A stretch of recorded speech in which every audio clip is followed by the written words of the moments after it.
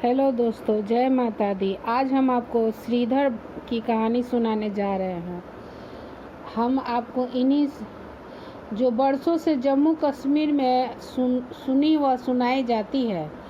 कटरा के करीब हंसाली ग्राम में माता के परम भक्त श्रीधर रहते थे। उनके यहाँ कोई संतान नहीं थी। वे इस कारण बहुत दुखी रहते थे। एक दिन उन्होंने नवरात्रि पूजन के लिए कन्या को बुलाया। माँ वैष्णो देवी कन्या के वेश में उन्हीं के बीच आ बैठी। अन्य कन्याएं तो चली गईं, किंतु माँ वैष्णो देवी नहीं गई। वह श्रीधर से बोली, सबको अपने यहाँ भंडारे का निमंत्रण दे आओ। श्रीधर ने उस दिव्य कन्या की बात मान ली और आसपास के गांवों में भंडारे का संदेश दे दिया। लौटते समय गोरखनाथ और भैरवनाथ को भी उनके चेलों चपाटों सहित सभी को न्योता दे दिया। सभी अतिथि हैरान थे कि आखिर कौन सी कन्या है जो इतने सारे लोगों को भोजन करवाना चाहती है। श्रीधर की कुटिया में बहुत से लोग बैठे गए।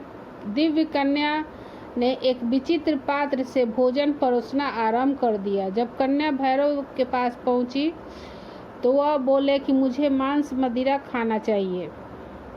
तो ब्राह्मण के भंडारे में यह सब नहीं मिलता है, कन्या ने उत्तर दिया। भैरवनाथ ने जिद पकड़ ली, किंतु माता ने उसकी चाल को भांप लिया। वह पवन का रूप धारण कर त्रिकुट पर्वत की ओर उड़ के चली गई। भैरव देवी ने भी उनका पीछा किया। माता के साथ उनका वीर हनुमान भी था। एक गुफा में माँ शक्ति ने 9 माह तक तप किया।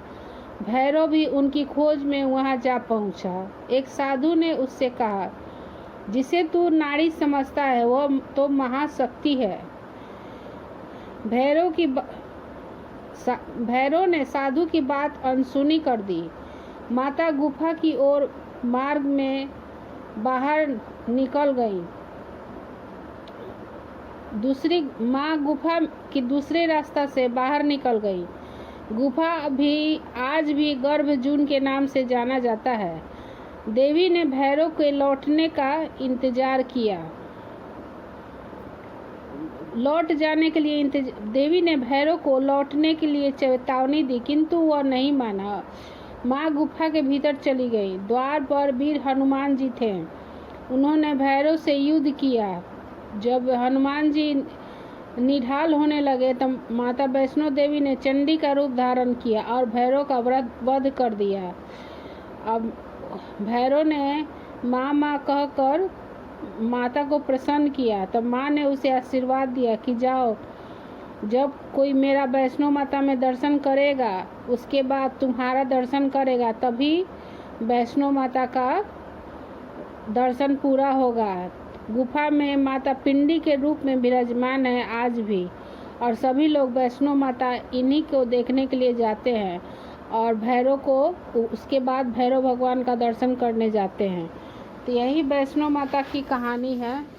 श्रीधर जी ने कन्या पूजन के लिए बुलाया था, तो माँ ने ही कन्या के रूप में उन्हें दर्शन दिया।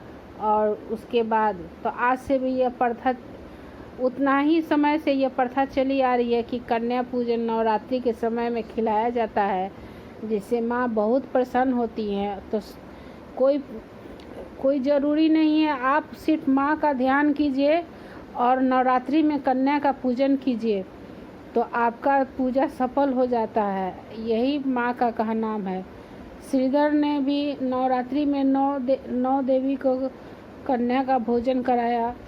तो आज भी उनका नाम श्रीधर के नाम से वैष्णो माता में उनका मंदिर भी है। तो सभी कोई उनका मंदिर दर्शन करने के लिए जाते हैं। तो यही इस कहानी है कि श्रीधर ने किस तरह से कन्या पूजन किया, और आज भी लोग कन्या पूजन करते हैं नवरात्रि में। धन्यवाद।